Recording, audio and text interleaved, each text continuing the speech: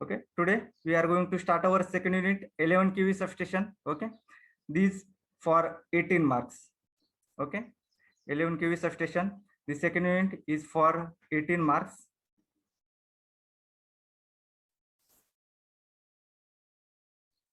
Okay, so topics and subtopics of second unit.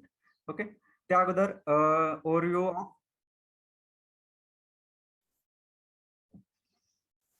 Overview of substation जे first unit आहे तर त्यामध्ये आपण डिटेल जे काही सबस्टेशन्स असतात. ओके, त्या सबस्टेशनची आवश्यकता काय आहे. ओके, त्या सबस्टेशन मध्ये वेगवेगळे इक्विपमेंट्स कोणते यूज केले जातात, त्या प्रत्येक इक्विपमेंटचं फंक्शन्स काय आहे. ओके, त्यानंतर इक्विपमेंटचे आर्थिंग. ओके, जे काही सिस्टीम आर्थिंग असेल तर ती सिस्टीम आर्थिंग त्याचे व्हॅल्यू किती राहतात. त्यानंतर सेफ्टी रूल्स जे आपण मेंटेनन्स करत असताना किंवा इलेक्ट्रिकल सबस्टेशन मध्ये काम करत असताना कोणकोणते सेफ्टी रूल्स फॉलो केले पाहिजे तर ते आपण व्यवस्थित डिटेलमध्ये स्टडी केलेले. ओके, त्याच पद्धतीने सेकंड युनिट. ओके, तर त्यामध्ये काय first point need for pole mounted and plinth mounted substation. Okay, आता मेनली जे काही सबस्टेशन आहेत त्यामध्ये दोन टाईपचे राहतात. ओके, पोल माउंटेड आणि plinth mounted. Okay, pole mounted यामध्ये काय की एच पोल किंवा 4 पोल वरती जे काही इक्विपमेंट आहेत 11 kV सबस्टेशन साठी जे इक्विपमेंट लागतात ते इक्विपमेंट जे आहेत तर ते एच पोल किंवा 4 पोल जे आहेत त्यावरती माउंट केलेले असतात. ओके, त्यानंतर प्लिंथ माउंटेड सबस्टेशन जे आहे तर ते सबस्टेशन जे आहे ते ग्राउंड वरती कॉन्क्रीट सिमेंट कॉन्क्रीट असेल तर त्या सिमेंट कॉन्क्रीटचा बेस करून तर त्यावरती हे जे काही ट्रान्सफॉर्मर असतील किंवा अदर इक्विपमेंट असतील तर ते इक्विपमेंट जे आहेत तर ते त्या फाउंडेशन वरती माउंट केले जातात. तर त्या सबस्टेशनला आपण प्लिंथ माउंटेड सबस्टेशन म्हणतो. ओके, आता जे काही 11 kV सबस्टेशन आहे तर ते मोस्टली काय 11 kV तर ते पोल माउंटेड आणि 33 kV सबस्टेशन असेल किंवा त्या रेटिंग जास्त असेल तर ते जनरली प्लिंथ माउंटेड असते. ओके, त्यानंतर आपल्याला स्टडी करायचं त्यामध्ये की वेगवेगळे इक्विपमेंट्स कोणकोणते यूज केले जातात. जे काही 11 kV बाय 440 व्होल्ट जे काही पोल माउंटेड सबस्टेशन असेल. ओके, तर त्यामध्ये कोणकोणते इक्विपमेंट्स यूज केले जातात, कोणकोणत्या ऍसेसरीज त्या ठिकाणी यूज केल्या जातात. ओके, त्या प्रत्येक इक्विपमेंटचं फंक्शन काय, त्यानंतर त्या रेटिंग काय आहे प्रत्येक इक्विपमेंट जे आपण यूज करणार आहोत तर त्या प्रत्येकाचं रेटिंग काय आहे ते आपण त्यामध्ये डिटेलमध्ये पाहणार आहोत. ओके, त्यामध्ये फर्स्ट 3 फेज डिस्ट्रीब्युशन ट्रान्सफॉर्मर, त्यानंतर lightning arrester, metering current transformer. Okay, CT आपण म्हणतो.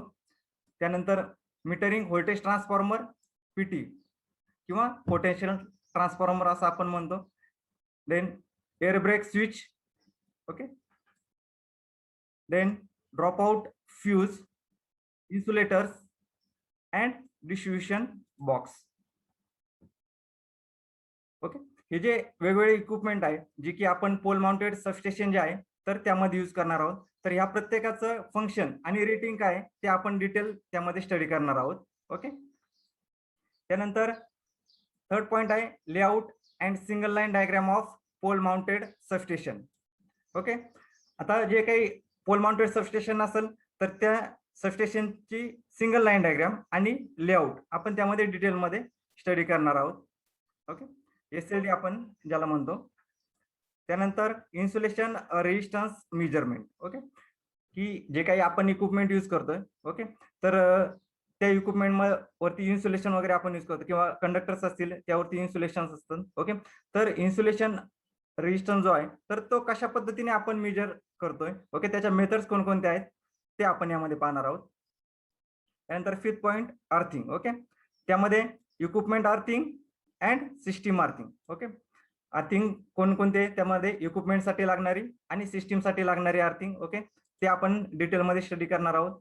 त्यानंतर next point earth resistance measurement and method of improving अर्थ रेजिस्टन्स. ओके, अर्थ रेजिस्टन्स मेजर करण्यासाठी कोणकोणत्या मेथड्स आहेत आणि तर त्यानंतर जो काही अर्थ रेजिस्टन्स आहे तर तो इम्प्रूव्ह करण्यासाठी आपण कोणकोणत्या टेक्निक्स यूज करतोय. ओके, तर ते आपण यामध्ये पाहणार आहोत. Then next point is routine, preventive and breakdown maintenance. Okay, 3 टाईपचे आहेत, routine, preventive and breakdown maintenance.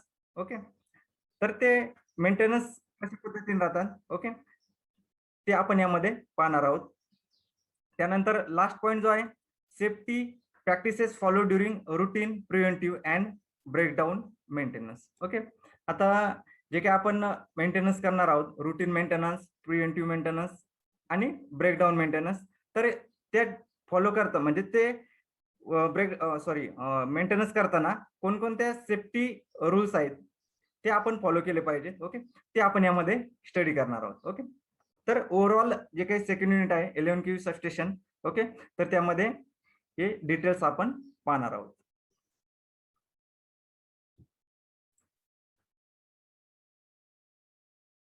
Okay, त्यामध्ये पहा pole mounted and plinth mounted substation. Okay, आता यामध्ये पहा हे जे स्ट्रक्चर दिसतंय, तर त्यामध्ये पोल माउंटेड, ओके, हे जे दिलेले pole mounted substation. Okay, H pole या ठिकाणी ड्रॉइंग मध्ये एच पोल दिसते. ओके, 4 पोल पण त्या ठिकाणी यूज केले जातात. ओके, तर यावरती पोल माउंटेड वरती 11 kV जे सबस्टेशन आहे त्याचे टोटल इक्विपमेंट जे आहेत तर ते पोल वरती माउंट केले जातात. ओके, त्याला पोल माउंटेड सबस्टेशन म्हणतात. त्यानंतर प्लिंथ माउंटेड. ओके, या ठिकाणी पहा कॉन्क्रीट बेस बनवलेला आहे. ओके, या बेसवरती ट्रान्सफॉर्मर जो आहे तर तो इन्स्टॉल केलेला आहे. ओके, तर याला म्हणतात plinth mounted substation. Okay,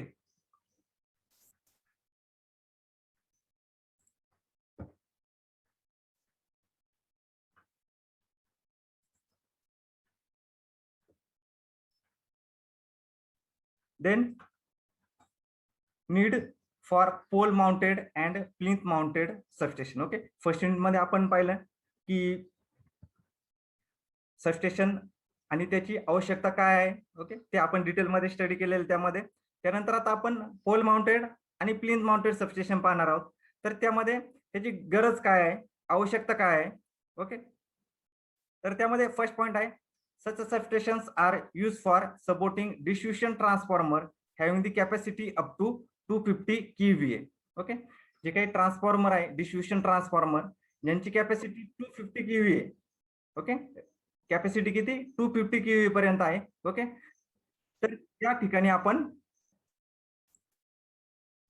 pole mounted substation जे आहे तर ते यूज करतो. Okay, such type of transformers are cheapest, simplest and smallest of distribution. Okay, आता 11 kV सबस्टेशन जे आहे पोल माउंटेड सबस्टेशन त्यामध्ये जे काही आपण ट्रान्सफॉर्मर किंवा ते यूज करणार आहोत. ओके, तर ते काय राहतात, चीपेस्ट राहतात. ओके, म्हणजे त्यांची कॉस्टिंग जी आहे ती कमीत कमी राहते. त्यानंतर सिम्पल. ओके, त्यामध्ये कन्स्ट्रक्शन जे आहे ते सिम्पल राहणार आहे. ओके, आणि स्मॉलेस्ट ऑफ डिस्ट्रीब्युशन. ओके, तर स्मॉल टाईपचं सबस्टेशन राहणार आहे त्या ठिकाणी. Okay, then all equipment is the outdoor type and mounted on the supporting structure of high tension distribution line. Okay, तर हे जे पोल माउंटेड सबस्टेशन आहे किंवा प्लिंथ माउंटेड सबस्टेशन आहे तर हे जनरली काय आउटडोर टाइप सबस्टेशन राहतात. ओके, आणि जे काही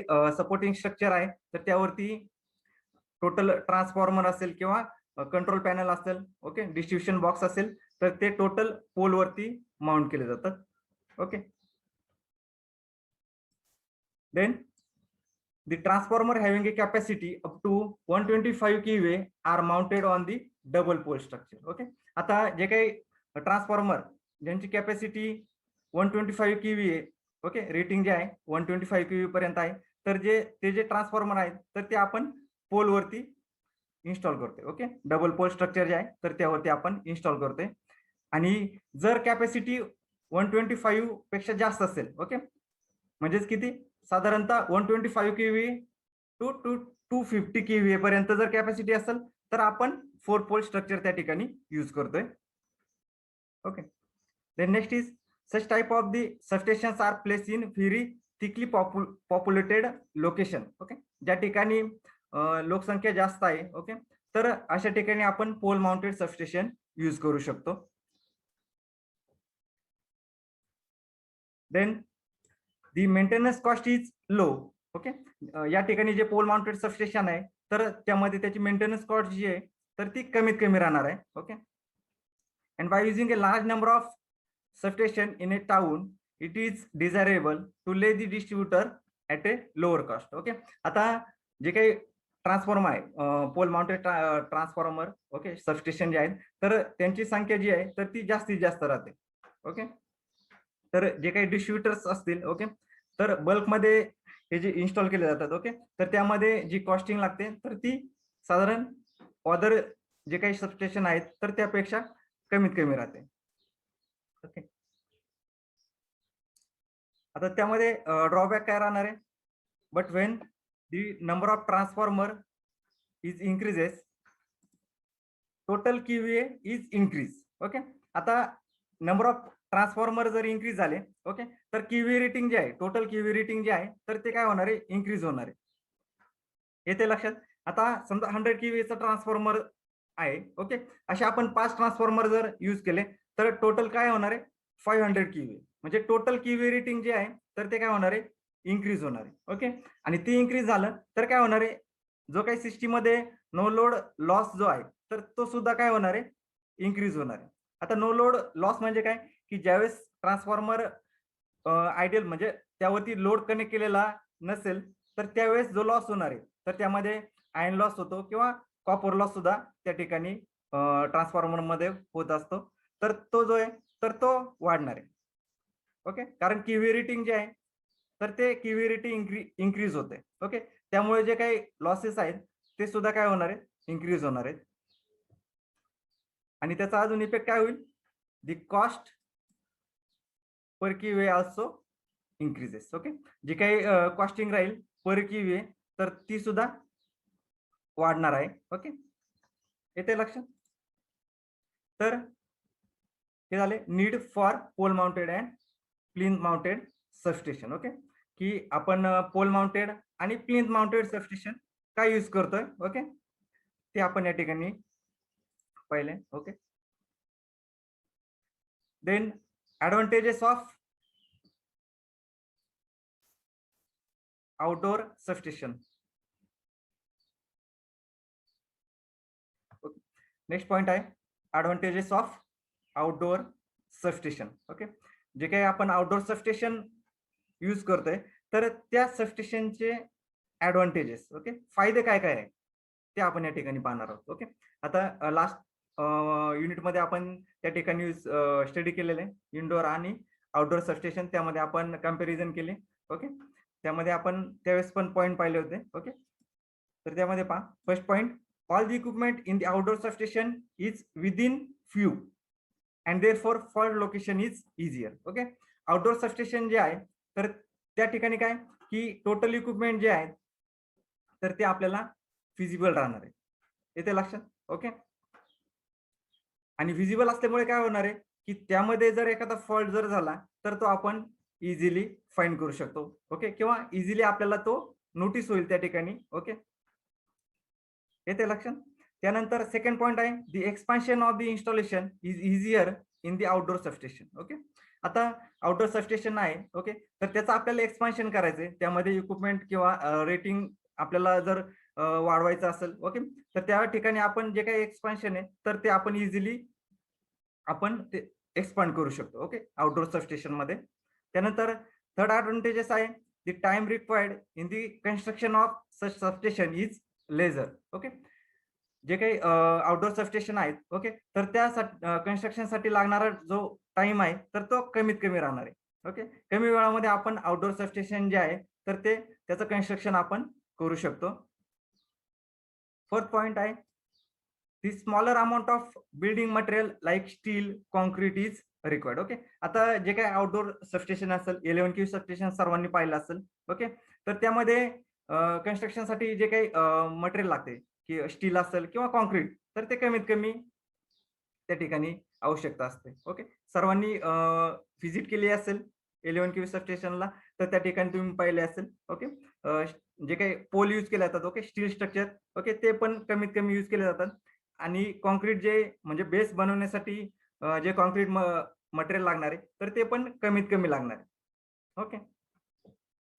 Then fifth, the construction work require is comparatively less, and the cost of the switchgear installation is also very low. Okay, आता जे काही कन्स्ट्रक्शन वर्क आहे, म्हणजे जे काही कन्स्ट्रक्शन करणार आहोत, तर ते कमीत कमी राहणार आहे. ओके, त्यामुळे काय की त्याची जी कॉस्टिंग आहे, तर ती सुद्धा कमी राहणार आहे. आणि त्यावरती जे आपण स्विचगेअर इन्स्टॉल करणार आहोत, ओके, तर त्याची कॉस्टिंग सुद्धा ही कमीत कमी असते.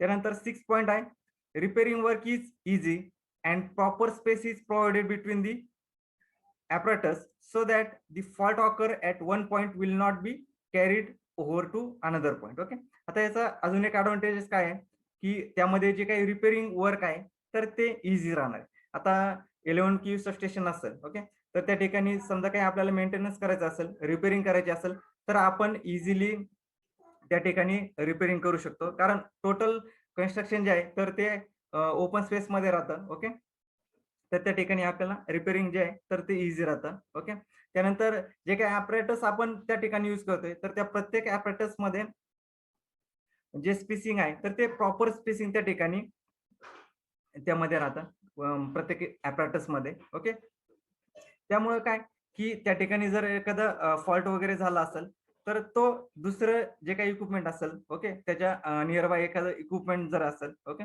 तर त्या इक्विपमेंटचा त्या इक्विपमेंट वरती काही इफेक्ट होत नाही. ओके, तर हे झाले advantages of outdoor substation. Okay, जे काही आउटडोअर सबस्टेशन आपण यूज करणार आहे, तर त्याचे ऍडव्हान्टेजेस. ओके,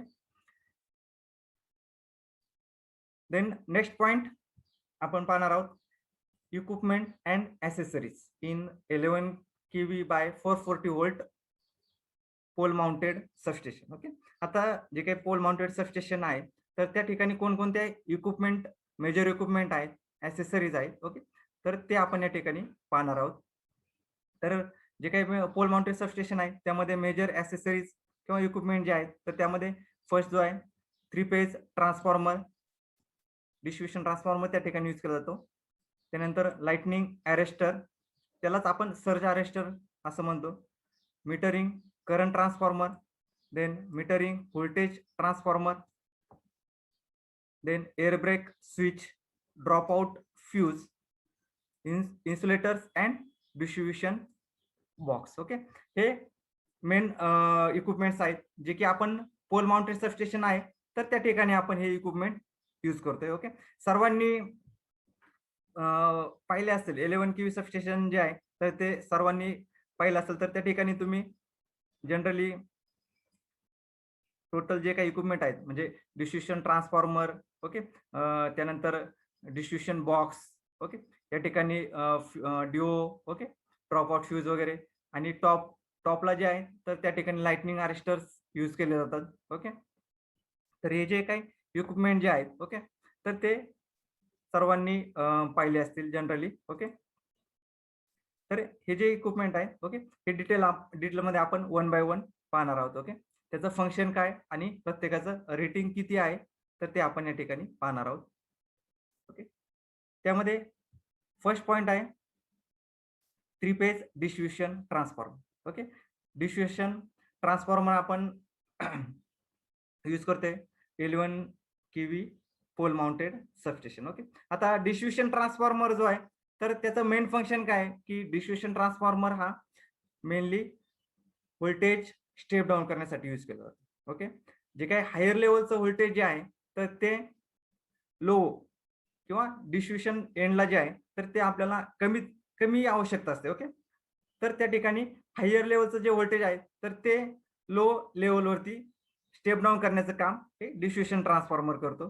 त्याचबरोबर प्रायमरी आणि सेकंडरी जे सर्किट आहे, ओके, वाइंडिंग, तर त्या दोन्हींमध्ये आयसोलेशन किंवा दोन्हींमध्ये सेपरेशन जे आपण म्हणतो, ओके, तर ते ठेवण्याचं काम सुद्धा ट्रान्सफॉर्मर करतोय. ओके, सर्वांना माहित असेल की प्रायमरी आणि सेकंडरी जे आहे, तर त्यामध्ये कुठल्याही प्रकारे इंटरनल कनेक्शन्स नसतात. ओके, दोन्ही हे दोन्ही वाइंडिंग जे आहेत प्रायमरी आणि सेकंडरी ह्या आयसोलेटेड असतात. ओके.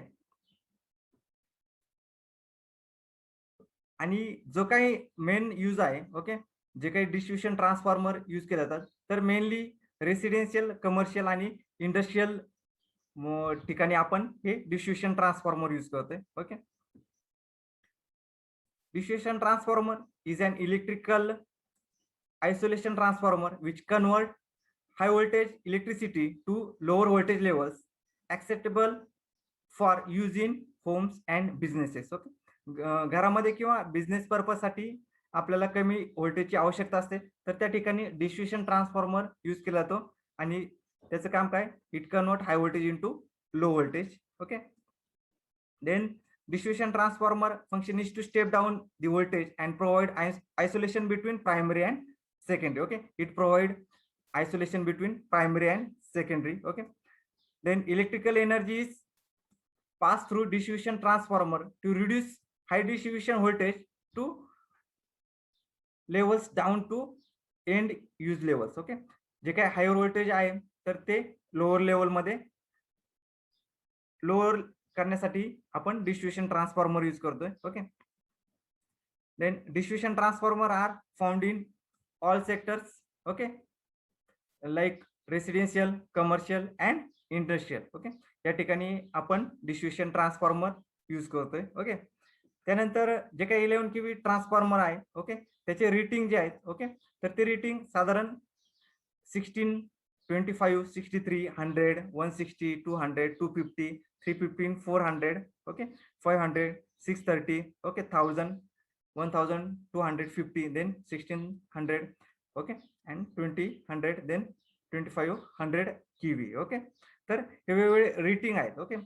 डिस्ट्रीब्युशन ट्रान्सफॉर्मर जो आहे तर त्याचे हे वेगवेगळे रेटिंग आहेत. ओके. ज्या ठिकाणी वेगवेगळ्या ठिकाणी आता रेसिडेन्शियल असेल, कमर्शियल असेल किंवा इंडस्ट्रियल असेल, तर त्या ठिकाणी वेगवेगळ्या रेटिंगची आवश्यकता असते. ओके. जे जो काही लोड आहे तर त्यावरती त्या रेटिंग ठरवलेलं असतं. ओके. तर त्यानुसार आपण वेगवेगळ्या ठिकाणी हे वेगवेगळ्या रेटिंगचे ट्रान्सफॉर्मर आहे तर ते आपण त्या ठिकाणी यूज करतोय. ओके. हे जे रेटिंग्स आहेत हे साधारण 11 kV जे काही पोल माउंटेड सबस्टेशन आहे तर त्या ठिकाणी यूज केलं जातं. ओके. जे काही आपण रेसिडेन्शियल साठी जे आहे तर ते मेनली 63 और 100 kV चे जे काही ट्रान्सफॉर्मर आहेत तर ते रेसिडेन्शियल यूज साठी असतात. Okay. Then next point, lightning arrester और surge arrester. Okay. Last unit मध्ये आपण स्टडी केलेलं आहे lightning arrester. Okay. Lightning arrester सर्वांना माहित आहे त्याचं मेन फंक्शन काय आहे. ओके. तर मेन फंक्शन काय, जे काही लाइटनिंग स्ट्रोक असतील, ओके, त्यामुळे काही जे काही सर्ज तयार होतात, जे काही हाय व्होल्टेज तयार होत आहे तर ते हाय व्होल्टेज जे आहे तर ते ग्राउंड करण्यासाठी आपण लाइटनिंग अरेस्टर यूज करतोय. ओके. मेन फंक्शन काय, की जे काही सर्ज तयार होतात, ओके, लाईन मध्ये किंवा लाइटनिंग जे आहे तर ते लाइटनिंग मुळे जे काही इक्विपमेंट आहेत आपले लाईन असतील, ओके, तर ते डॅमेज होऊ नये तर त्यासाठी आपण लाइटनिंग अरेस्टर यूज करतो. लाइटनिंग अरेस्टर त्यामध्ये मेनली 2 टर्मिनल्स असतात. ओके. फर्स्ट टर्मिनल आणि हे सेकंड टर्मिनल आहे. ओके. आता हे जे फर्स्ट टर्मिनल आहे, ओके, ते मेनली लाईनला कनेक्ट केलेलं आहे. ओके. मेन जी लाईन आहे तर त्या मेन लाईनला कनेक्ट केलेलं आहे. ओके. आणि हे सेकंड टर्मिनल जे आहे तर ते ग्राउंड किंवा अर्थ केलेलं आहे. Okay.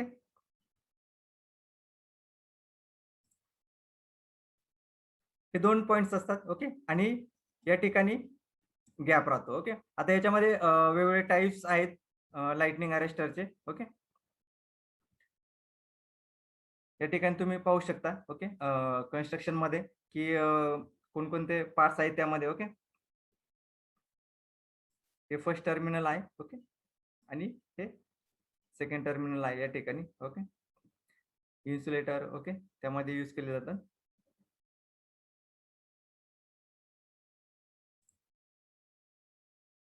Okay. So lightning arrester is the first member of the electrical substation. Okay. Electrical substation आता पोल जो आहे, सॉरी, पोल माउंटेड सबस्टेशन आहे ओके. ज्यावेळेस फर्स्ट कनेक्शन किंवा फर्स्ट सप्लाय जो होतोय, तर त्या ठिकाणी फर्स्ट जे आहे इक्विपमेंट ते कोणतं आहे? Lightning arrester. Okay. Lightning arrester first stop वरती आपण यूज करतोय. Okay. Lightning arrester is a device use on electrical power system from damaging effect of lightning. Okay. आता लाइटनिंग अरेस्टर मेन आपण कशासाठी यूज करतोय, तर जे काही डॅमेज होणार आहे कशापासून, तर लाइटनिंग जे आहे तर त्यापासून जे डॅमेज होणार आहे त्यापासून जे काही आपले इक्विपमेंट्स असतील, ओके, तर ते जे काही इक्विपमेंट आहेत तर ते सेव्ह करण्यासाठी किंवा ते ब्रेक म्हणजे फॉल्ट होऊ नये, तर त्यासाठी आपण लाइटनिंग अरेस्टर यूज करतोय. Then the lightning arrestor is connected between line and earth. Okay. Line and earth दोन्ही मध्ये आपण लाइटनिंग अरेस्टर यूज करतोय, त्यामध्ये कनेक्ट केलं जातो. Okay. Then lightning arrester diverts the current of the surge to the earth and hence protect the insulation and conductor of the system from damage. Okay. जो काही current आहे, high current जो produce होईल तर तो divert केला जातो अर्थ मध्ये. Okay.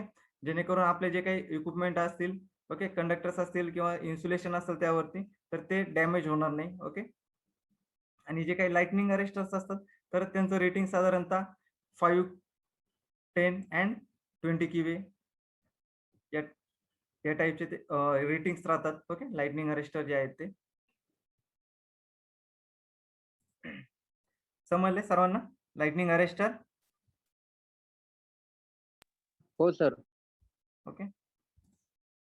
Then next, these are the various types of lightning arrestor. Okay.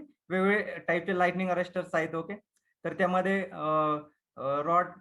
Rod gap, त्यानंतर स्पिअर गॅप. ओके. हे जे दिसतात ते स्पिअर गॅप आहे, हे रॉड गॅप टाईप आहेत त्यामध्ये. Okay. Horn type, multiple gap type. Okay. हे वेगवेगळ्या टाईपचे लाइटनिंग अरेस्टर्स आपण सिस्टीम मध्ये यूज करतोय. ओके.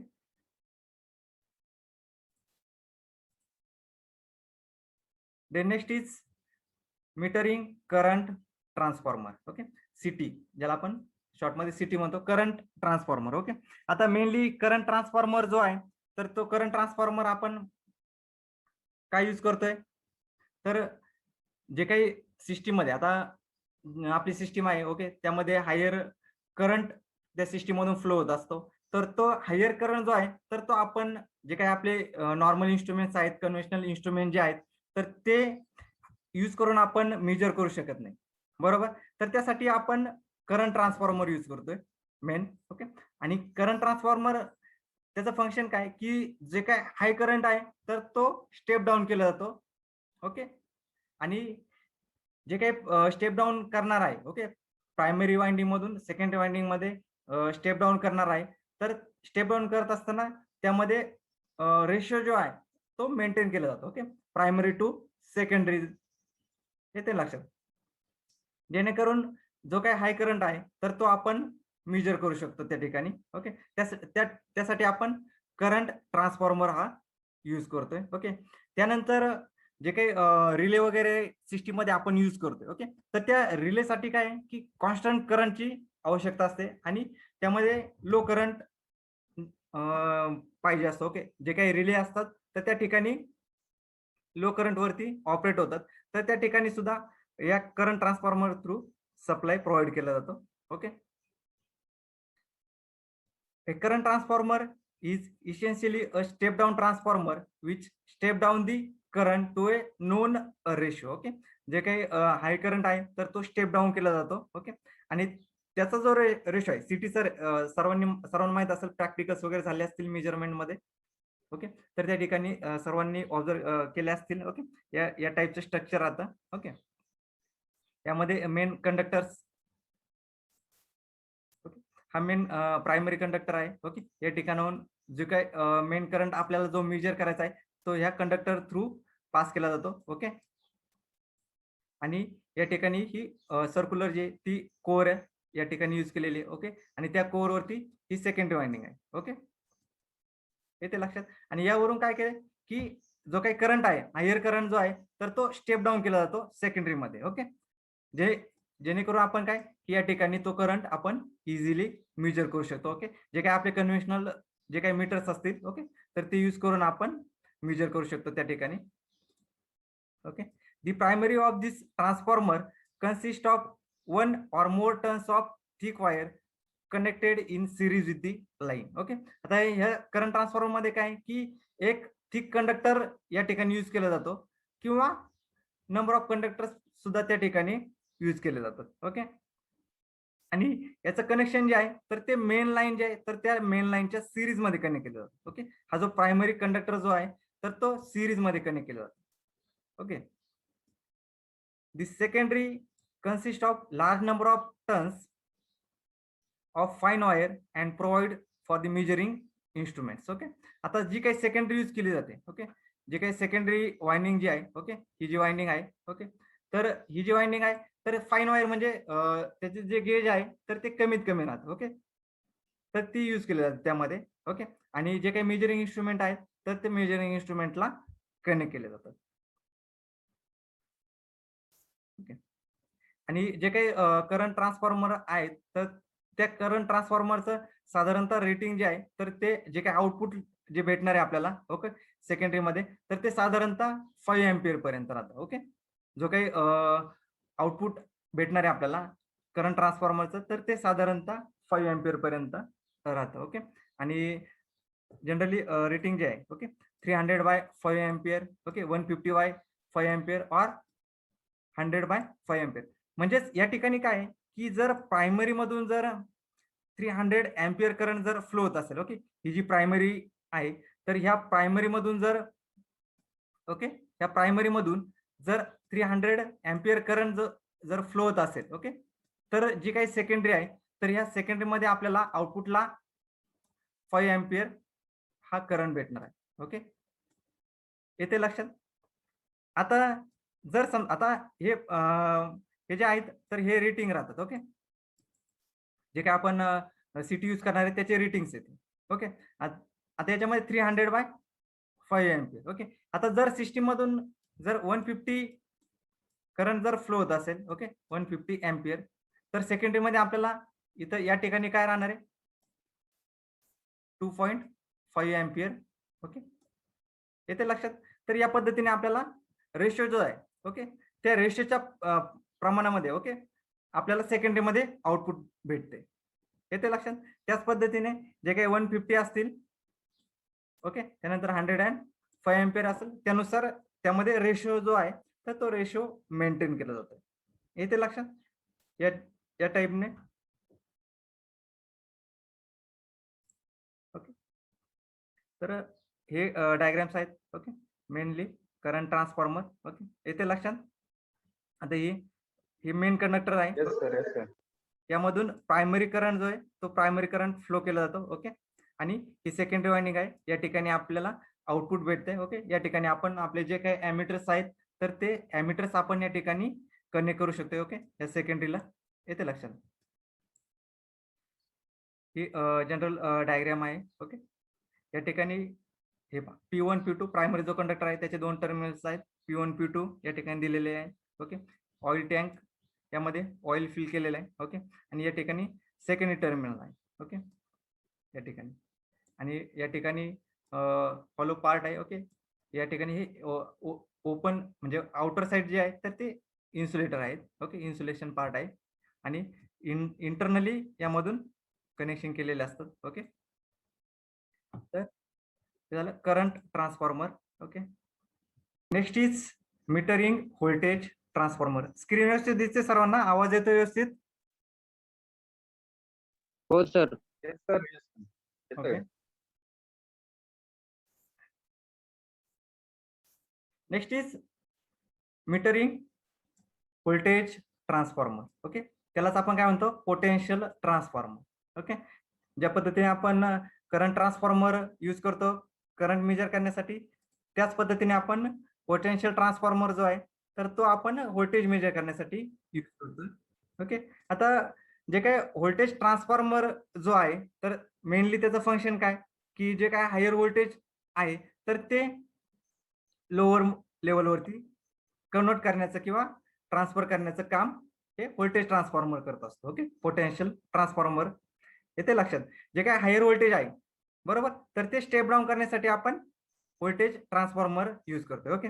आता सर्वांना माहित आहे हायर व्होल्टेज आता 11 केव्ही असेल, 33 KV, 132 KV, 400 KV up to जे इंडियामध्ये 765 पर्यंत 765 केव्ही पर्यंत व्होल्टेज लेवल आहे. बरोबर.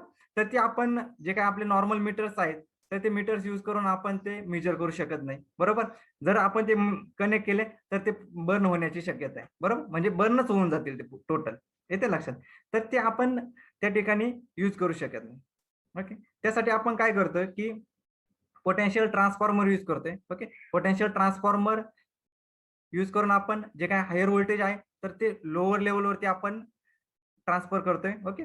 आणि त्यानंतर आपण जे काही इन्स्ट्रुमेंट आहेत आपले नॉर्मल इन्स्ट्रुमेंट तर त्या सेकंडरीला आपण त्या ठिकाणी कनेक्ट करतोय. ओके. जेणेकरून आपण जे काही हायर व्होल्टेज जे आहे तर ते मेजर करू शकतो by using the potential transformer. Okay. आता या ठिकाणी सर्वांना डायग्राम दिसत असेल. Okay. Connection diagram. Okay. Primary जी आहे पोटेन्शियल ट्रान्सफॉर्मरची ओके जी काही सिस्टीम आहे ओके त्या सिस्टीमच्या पॅरल मध्ये कनेक्ट केली जाते. ओके. आता ही सिस्टीम आहे ओके या ठिकाणी ओके तर ह्या सिस्टीमच्या पॅरल मध्ये कनेक्ट केली जाते. ओके. जो काही पोटेन्शियल ट्रान्सफॉर्मर आहे त्याची प्रायमरी जी आहे तर ती पॅरल मध्ये कनेक्ट केली जाते. ओके. या ठिकाणी पहा हे कनेक्शन पॉईंट आहेत. ओके. या ठिकाणी प्रोटेक्शनसाठी फ्यूज वगैरे कनेक्ट केलेले आहे. ओके. हा पोटेन्शियल ट्रान्सफॉर्मर आहे. ओके. या ठिकाणी स्टेप डाऊन केले जाते व्होल्टेज. ओके. ही सेकंडरी वाइंडिंग आहे. ओके. आणि ही प्रायमरी वाइंडिंग आहे या ठिकाणी. ओके. आणि जी सेकंडरी वाइंडिंग जी आहे तर ती या ठिकाणी ग्राउंड केलेली आहे. Okay. For protection purpose. Okay. आणि इथं रेटिंग जे आहे साधारण 0 to 120 व्होल्ट. ओके. या ठिकाणी सर्वांना लक्षात आले कनेक्शन कशा पद्धतीने केले जातात potential transformer. Okay. Yes, sir. So this potential transformer is a voltage step down transformer which reduce the voltage of a high voltage circuit to a lower level for the purpose of measurement. Okay. The higher voltage is step down to a lower voltage. Okay. For measurement purpose. Then these are connected across a parallel to the line which is to be monitored. Okay. ज्या लाईनचं voltage आपल्याला major करायचंय तर त्या line मध्ये connect करताना पॅरल मध्ये connect केलं जातात. ओके. आणि जे काही रेटिंग जे आहे ओके जे काही आउटपुट जे भेटणार आहे आपल्याला पोटेन्शियल ट्रान्सफॉर्मर जे आहे तर ते साधारणतः 115 किंवा 120 व्होल्ट. ओके. या पद्धतीने त्याचं रेटिंग राहतं. म्हणजे आता प्रायमरी जी साईड आहे या प्रायमरी साईडला व्होल्टेज जे आहे तर ते व्होल्टेज हायर व्होल्टेज आपण 11 केव्ही 33 केव्ही ओके किती पण कनेक्ट करू शकतो. ओके. त्यानुसार त्या रेशो मध्ये ओके आपल्याला जे काही आउटपुट आहे तर ते 115 किंवा 120 व्होल्ट पर्यंत आपल्याला त्या ठिकाणी भेटणार आहे. ओके. हे जे काही आउटपुट आहे तर ते आपण इझिली नॉर्मल आपले जे मीटर्स आहेत तर ते मीटर्स यूज करून आपण मेजर करू शकतो. बरोबर. त्या ठिकाणी मेनली जो आहे करंट ट्रान्सफॉर्मर असेल किंवा व्होल्टेज ट्रान्सफॉर्मर असेल तर त्या ठिकाणी मेन रेशो जो आहे तर तो रेशो महत्वाचा असतो. ओके. प्रायमरीच्या रेशो मध्येच सेकंडरी मध्ये जे काही व्होल्टेज असेल तर ते त्या ठिकाणी जनरेट होत असतं. हे ते लक्षात. हो sir. Okay. Then next is air break switch. Okay. Air break AB switch आपण शॉर्ट मध्ये त्याला एबी स्विच म्हणतो. ओके. आता एअर ब्रेक स्विच. ओके. आता स्विच सर्वांनी पाहिलं असेल. ओके. जे 11 केव्ही सबस्टेशन व्हिजिट केलं असेल तर त्या ठिकाणी सर्वांनी पाहिलं असेल. ओके. या टाईपचा स्विच त्या ठिकाणी एअर ब्रेक स्विच त्या ठिकाणी यूज केला जातो. सर्वांनी पाहिलं असेल. पाहिलंय sir. ओके. तर हा जो स्विच आहे ओके यामध्ये पहा हा मिडल आर्म जी आहे ओके ही जी आर्म आहे तर ती मुव्हेबल राहते. ओके. आता या ठिकाणी तुम्हाला त्याचे पार्ट्स पहा. इन्सुलेटर या ठिकाणी आहेत. ओके. त्यानंतर हा मुव्हेबल पार्ट आहे. ओके, आणि यामध्ये ही कंडक्टिंग, हा जो ग्रीन पोर्शन दिसतोय हा कॉन्टॅक्ट आर्म म्हणजे काय, हा कंडक्टिंग पार्ट आहे. ओके, त्यानंतर येलो कलर मध्ये जे आहे, ओके, तर ही वायर मेश. ओके, या ठिकाणी सर्वांना दिसत असेल. ओके, ही वायर मेश आहे.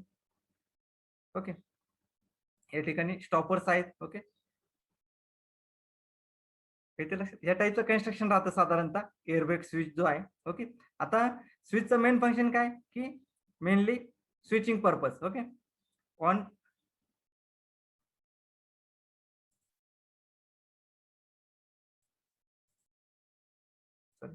Okay, mainly on and of. Okay, on and of purpose साठी आपण एअर ब्रेक स्विच यूज करतोय. ओके, त्या ठिकाणी. आणि तो जो आहे तर तो दुसरं काय त्याचं फंक्शन, की आयसोलेशन. ओके, एखादा आपल्याला मेंटेनन्स वर्क करायचं असेल किंवा काही ब्रेकडाऊन वगैरे झालं असेल तर त्या ठिकाणी हे स्विच जे आहेत तर ते ऑपरेट केले जातात. Okay, the air brake switch installed in outdoor and mainly used for switching and isolation purpose. Okay, switching आणि आयसोलेशन पर्पज साठी आपण एअर ब्रेक स्विच यूज करतोय. Okay, most overhead line network are designed so that when a fault occur or maintenance work needs to be carried out. Okay, ज्यावेळेस एखादा fault वगैरे होईल system मध्ये, okay, तर त्यावेळेस हे स्विच ऑपरेट होतात. ओके, किंवा एखादं मेंटेनन्स करायचं असेल, एखादं मेंटेनन्सचं काम असेल तर त्यावेळेस सुद्धा आपण हे एअर ब्रेक स्विच यूज करून आपण काय आयसोलेशन, त्या ठिकाणी आयसोलेशन पर्पज साठी सुद्धा एअर ब्रेक स्विच आपण यूज करू शकतो. Okay, it is relatively simple by means of a systematic series of switching operation to isolate a certain section of the overhead line. Okay, हे construction यांचं simple राहतं. Okay, आणि हे जे काही ओव्हरहेड लाईन्स आहेत तर त्या ओव्हरहेड लाईन्स मध्ये आपण यूज करू शकतो. ओके, मेनली आयसोलेशन जे आहे. ओके, आयसोलेशन पर्पज साठी आपण याचा यूज करू शकतोय. ओके, आणि जे काही रेटिंग आहे, ओके, एअर ब्रेक स्विच जे आहे, ओके, त्याचं रेटिंग साधारणतः 200, 400, 630, 800, 1200, 50 अँपियर. ओके, एवढं रेटिंग करंट कॅरिंग कॅपॅसिटी जी आहे तर ती साधारण एवढी राहते. Okay, air break switch. Then next is drop out fuse. Okay, आता फ्यूज मेनली सर्वांना माहित असेल, फ्यूज आपण सगळ्या ठिकाणी फ्यूज यूज करतो, बरोबर. आपण घरामध्ये सुद्धा आपण फ्यूज यूज करतोय किंवा जे काही आपण कुठेही आपण सिस्टीम असेल, इलेक्ट्रिकल सिस्टीम असेल तर त्या ठिकाणी आपण फ्यूज यूज करतोय, बरोबर. आता फ्यूज काय यूज करतोय बरं, फ्यूज मेनली फंक्शन काय राहतं फ्यूजचा. प्रोटेक्टिव्ह डिव्हाइस आहे सर. सर्किट हाय अँपिअर करंट फ्लो झाला तर ते ब्रेक करतो. Okay, right. फ्यूज जो आहे, ओके, त्या फ्यूज आता कुठलेही इक्विपमेंट असेल, ओके, त्या इक्विपमेंटची करंट कॅरिंग कॅपॅसिटी ही फिक्स राहते. ओके, त्याच्या रेटिंग नुसार. ओके, आता जर त्या सिस्टीम मधून जर हायर करंट जर फ्लो होत असेल, ओके, समजा जे काही परमिसिबल लिमिट असेल करंट कॅरी करण्याचं, ओके, त्या परमिसिबल लिमिट पेक्षा जर जास्त करंट जर फ्लो होत असेल, ओके, तर त्या ठिकाणी ही जी फ्यूज आहे तर ती फ्यूज जी आहे तर ती ब्लो होते. ओके, किंवा मेल्ट होते. मेन फंक्शन काय फ्यूजचं, तर जर हायर करंट जर फ्लो होत असेल सिस्टीम मधून तर ही फ्यूज जी आहे तर ती ब्लो होते किंवा मेल्ट होते. Okay, for protection purpose. Okay, किंवा शॉर्ट सर्किट असेल. ओके, शॉर्ट सर्किट झाल्यानंतर सर्वांना माहित आहे की शॉर्ट सर्किटमुळे हायर करंट फ्लो होतो सिस्टीम मधून. ओके, हायर करंट फ्लो झाला त्यावेळेस हे जे फ्यूज आहेत तर ह्या फ्यूज मेल्ट होतात. ओके, त्यामुळे काय की जे काही आपले इक्विपमेंट्स असतील, ओके, किंवा जे काही लाईन्स असतील तर त्या प्रोटेक्ट केल्या जातात. ओके, तर हे मेन जे काही फ्यूज आहेत, ओके, त्या फ्यूजचं फंक्शन आहे. Okay, the dropout fuse are designed to protect the distribution transformer from any current spikes or surge that can overload equipment. Okay, आता जे काही मेन आपला डिस्ट्रीब्युशन ट्रान्सफॉर्मर आहे, ओके, तर तो प्रोटेक्ट करण्यासाठी आपण हे फ्यूजेस यूज करतोय. ओके, तर आपल्याला माहिती आहे की सिस्टीम मध्ये स्पाइक्स किंवा सर्ज तयार झाले, ओके, त्यामुळे हायर करंट त्या ठिकाणी फ्लो होतो. ओके, तर हायर करंट जर फ्लो झाला तर आपला ट्रान्सफॉर्मर असेल किंवा अदर इक्विपमेंट असतील तर ते डॅमेज होऊ नये, तर त्यासाठी आपण ड्रॉपआउट फ्यूज यूज करतोय. Okay. And over current will melt the fuse element in the carrier disconnecting the line or equipment. Okay. तर हे जे काही ड्रॉपआउट फ्यूज आहेत, ओके, यामध्ये काय की एलिमेंट यूज केलं जातं. ओके. सर्वांनी पाहिलं असेल किंवा घरामध्ये जी फ्यूज यूज केली जाते, ओके, ती तुम्ही ओपन करून पाहिली असेल. ओके. त्यामध्ये कंडक्टिंग मटेरियल त्या ठिकाणी यूज केलं जातं. ओके. की ज्याचा मेल्टिंग पॉईंट जो आहे, तर तो जे काही सिस्टीम मध्ये इक्विपमेंट असतील, ओके, इक्विपमेंट किंवा कंडक्टर्स असतील, तर त्या कंडक्टर पेक्षा याचा मेल्टिंग पॉईंट जो आहे, तर तो कमी राहतो. ओके. ज्यावेळेस ओव्हर करंट फ्लो होईल, त्यावेळेस जे काही आपले कंडक्टर्स असतील किंवा इक्विपमेंट असतील, ओके, तर त्यामध्ये काही डॅमेज होऊ नये. ओके. त्यासाठी हे ड्रॉपआउट फ्यूज यूज केले जातात, जेणेकरून काय की ओव्हर करंट फ्लो झाला तर ह्या फ्यूज ज्या आहेत त्या मेल्ट होतात. त्यामुळे काय की जे आपले कंडक्टर्स असतील किंवा इक्विपमेंट असतील, ओके, तर ते डॅमेज होत नाही. ओके. आणि त्यानंतर त्याचं रेटिंग जे आहे, ओके, जे काही आपण ड्रॉपआउट फ्यूज यूज करणार आहे, ओके, त्यांचं करंट रेटिंग जे आहे साधारण 200, 400, 600, 800 अप टू 1200 पर्यंत त्याची करंट कॅरिंग कॅपॅसिटी राहते. ओके. ते आता सिस्टीम मध्ये आता आपण जे 11 केव्ही सबस्टेशन असेल, ओके, तर त्या ठिकाणी जे काय लोड आपण त्या ठिकाणी यूज करणार आहोत, त्या लोड नुसार आपण हे ड्रॉपआउट फ्यूज यूज करतो. ओके. ज्या ठिकाणी हायर करंट म्हणजे लोड जास्त असेल, तर त्या ठिकाणी त्यानुसार रेटिंग त्या ठिकाणी सिलेक्ट केलं जातं. ओके. जे काही व्होल्टेज आहे, व्होल्टेज रेटिंग जे आहे, तर ते 11 kV, 22 kV, 33 kV and 66 kV. Okay. जे काही ड्रॉपआउट फ्यूज आहेत, तर ते व्होल्टेज रेटिंग 11, 22, 33 आणि 66 kV. Okay.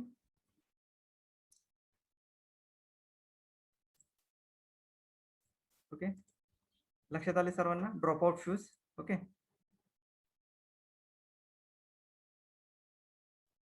Then next is insulator and distribution box. Okay. आता सिस्टीम मध्ये आपण पाहतो, ओके, त्या ठिकाणी वेगवेगळे आपल्याला इन्सुलेटर्स त्या ठिकाणी यूज करावे लागतात.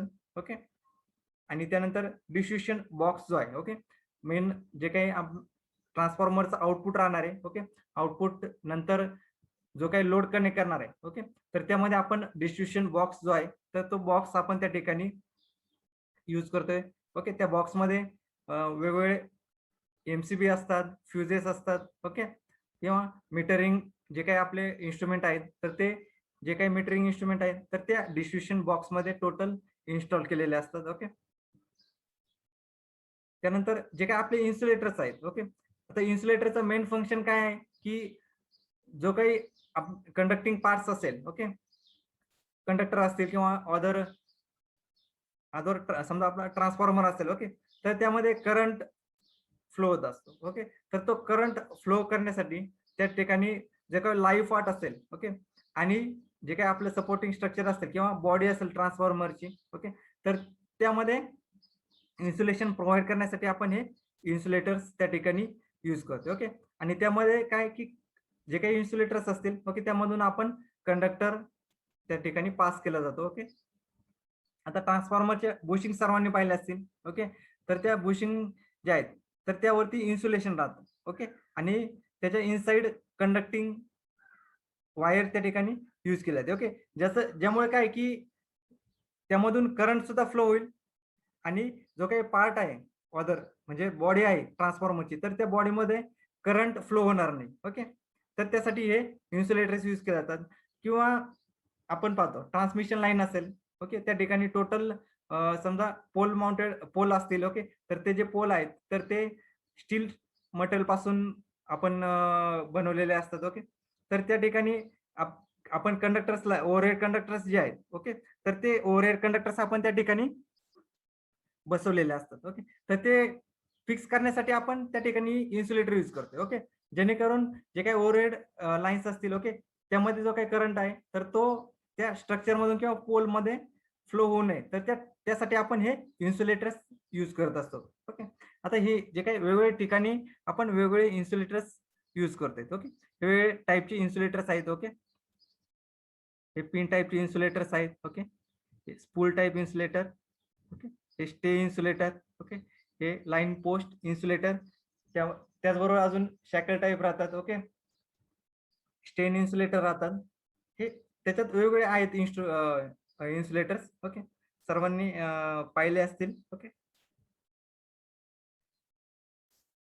so the insulators are used in electrical equipment to support and separate electrical conductors without allowing current through themselves. Okay, तर हे इन्सुलेटर्स आपण सिस्टीम मध्ये यूज करतोय. ओके, तर जे काही इक्विपमेंट असतील, ओके, किंवा लाईन्स कंडक्टर्स असतील, तर त्यांना सपोर्ट देण्यासाठी आपण हे इन्सुलेटर्स यूज करतोय. ओके, त्याचबरोबर जे काही लाईव्ह पार्ट्स असतील, ओके, किंवा इक्विपमेंटचे बॉडी वगैरे असेल, तर ते सेपरेट करण्यासाठी आणि त्या जे काही इन्सुलेटर आहे त्याच्या इनसाइड, त्याच्या आतमधून करंट या ठिकाणी फ्लो होत असतो. ओके, आणि जे काही इन्सुलेटर आहेत साधारण त्यांचे रेटिंग जे आहेत तर ते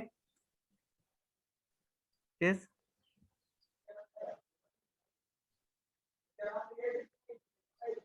काही डाऊट?